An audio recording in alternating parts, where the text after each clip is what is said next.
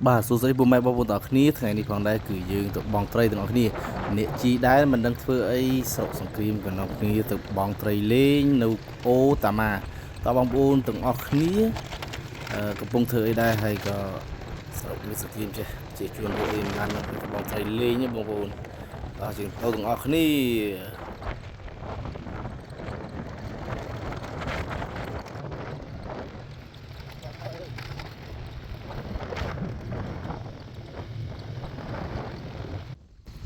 បាទពេលនេះគឺយើងបានមកដល់អូហើយមិនដឹងជាយ៉ាងណាយ៉ាងនេះទេថ្ងៃនេះគឺទៅមើលបងប្អូនបងត្រី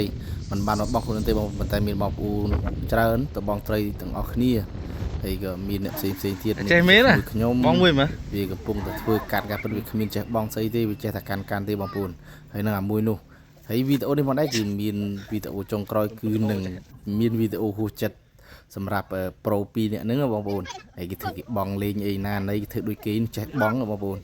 នេះយើងមកដល់ហើយយើងក៏ចាប់ផ្ដើមមើលលិចមើលឆ្វេងមើលស្ដាំហើយក៏មើលគេកំពុងតែបងត្រីហើយក៏មិនបានចុះបងដូចគេដែរបងប្អូនគឺមិនបានទៅបងទេគឺទៅមើលបងប្អូនបងត្រីហើយនេះជាត្រីដែរហើយក៏ពេលនេះក៏បន្តមើលការបងទៀតតើត្រូវអត់មួយសម្លាញ់នេះដូចជាមានត្រីទូចឃើញលើអ៊ីអាត្រៀតែបងទៅ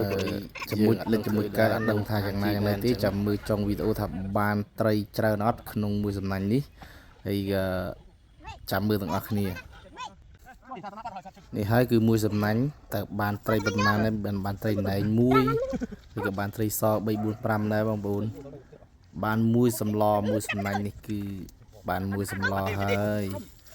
ក៏ក្មួយគេធ្វើដូចគេមែនតេនអញ្ចឹងធ្វើដូចគេអ្នកចេះដោះអីណាញញ៉ៃដែរហ្នឹងណាហើយក៏ចាំមើលដល់ភ័ក្របន្តនឹងមានរឿងគួរឲ្យចង់សើចសម្រាប់ប្រូ2នាក់នេះ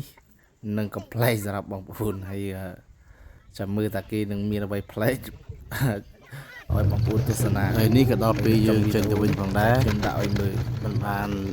មានអីបានចោះបងត្រីគេទេបងគឺជីកមកមើលគេឈើតែម្ដងហើយគេត្រឡប់ទៅវិញផ្លូវក៏រៀបបានដែរជាគេក៏ផងដែរ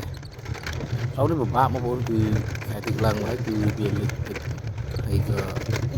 ខែផ្សារដែលយើងមិនអាចជិះម៉ូតូមកផ្លូវនេះបានហើយគឺមានតែស្មើជើងទេ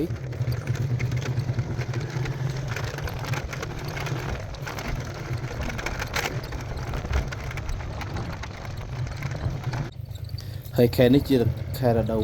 ចូលកាត់បងប្អូនគឺមានសត្វព្រាបចុះមកស៊ីស្រូវតាមវាលស្រែច្រើនមែនទេ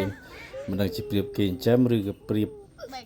ធម្មជាតិព្រៃទេបងប្អូនហើយជាចុងក្រោយនេះគឺប្រូពាក្យនេះបានដួលម៉ូតូតាមផ្លូវហើយស្រែកដូចឆ្កែអេសហ្នឹងបងប្អូន